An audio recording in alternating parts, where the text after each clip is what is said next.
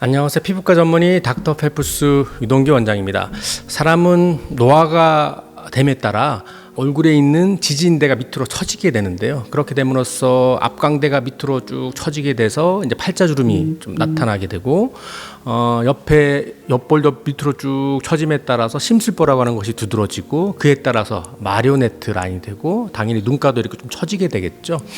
이러한 현상들은 사람에 따라 다 공통적으로 거의 비슷하게 나타나기 때문에 이러한 현상이 조금이라도 보이게 되면 우리 사람들은 내가 노화가 이미 진행됐구나라고 느끼게 됩니다. 자, 노화가 진행됨에 따라서 입술에도 이러한 현상이 아주 비슷하게 나타납니다. 자, 그래서 오늘은 입술이 노화가 됨에 따라서 어떻게 변하는지 한번 특징에 대해서 알아보겠고요. 그리고 치료는 어떻게 하는지 저와 함께 알아보도록 하겠습니다.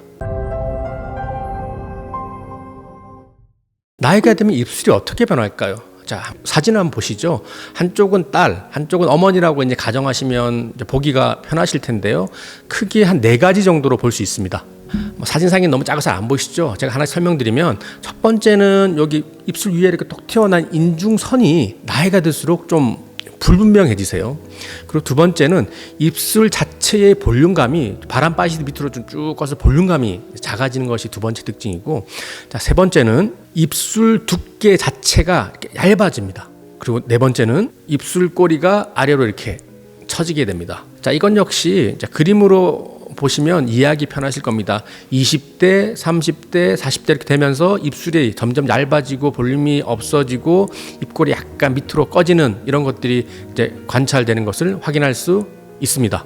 자, 그러면 사실 치료라고 하기 좀 애매하네요. 어떻게 교정하면 될까요? 요즘엔 정말 좋은 세상에 살고 있죠. 요즘에는 정말 안전하고 좋은 필러들이 나오고 있는데요.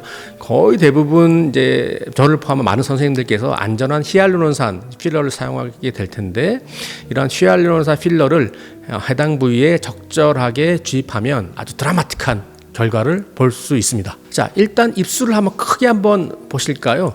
입술은 우리가 아무 곳에 내가 막 필러를 넣으면 되는 것이 아니고, 보시면 투버클이라고 되어 있는 입술이 튀어나온 부위가 있어요. 나이가 들면 분명히 그 부분이 먼저 꺼지겠죠. 그래서 그쪽 부분을 중점적으로 필러를 주입하게 되고요.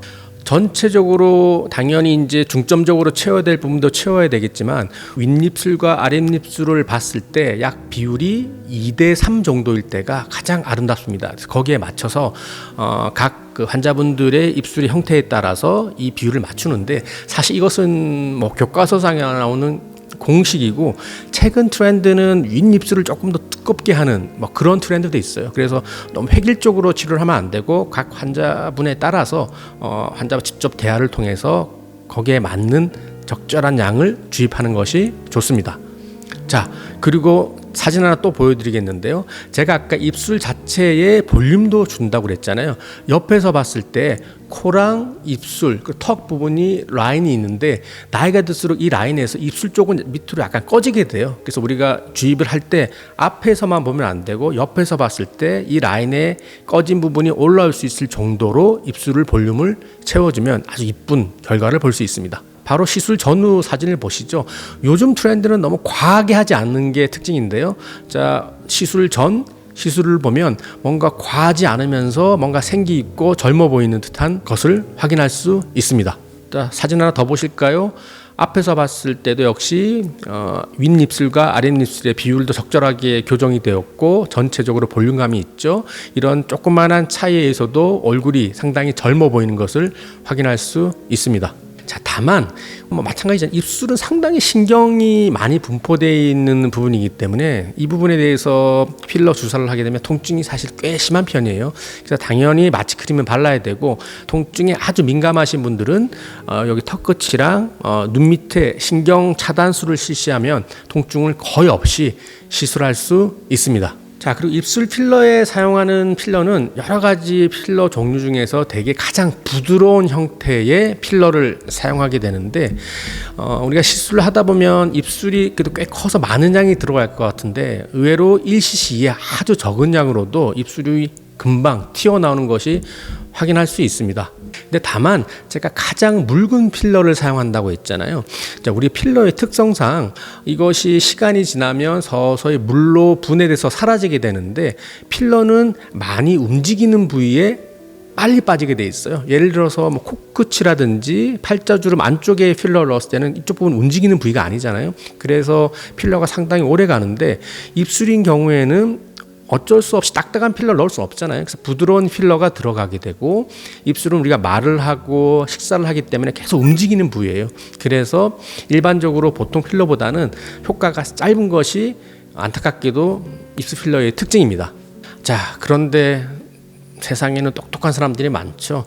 이번에 레스틀렌에서 키스라고 하는 입술 전용 필러가 나왔습니다. 입술 필러이기 때문에 부드러우면서 대신 기존 필러랑 다르게 유지 기간이 거의 2~3배까지 가는 필러가 나왔으니까 시술하는 의사 입장에서는 좋은 치료 도구를 이제 가지게 돼서 아주 기쁘게 생각하고 있습니다. 뭐 그렇다고 해서 레스틀렌 키스가 최고라는 건 아니고 각 선생님들께서 본인 손에 익숙한 필러를 잘 적절하게 사용하면 충분히 좋은 결과를 가질 수 있습니다. 자, 정리해 볼까요? 얼굴이 노화가 됨에 따라서 공통적으로 나타나는 것처럼 입술도 노화가 되면 입술이 점점 얇아지고 볼륨이 줄어들고 인중선이 조금 불분명해지고 입꼬리가 내려앉는 이런 공통적인 특징이 생기는데요. 다행히 입술은 필러를 이용해서 아주 소량만 사용해도 그 볼륨감이 또는 여러 가지 라인 같은 것들이 잘 교정되는 그런 부위이기도 합니다. 그래서 입술이 너무 얇아지고 나이가 들어 보인다고 너무 고민만 하지 마시고 병원에 내원하셔서 정말 소량만 사용해도 충분히 좋은 결과를 낼 수 있으니 가까운 피부과 전문의 병원에 내원하셔서 치료받기를 저는 권해드립니다. 이상 여러분의 피부과 전문의 닥터펠프스 유동기 원장이었습니다. 감사합니다.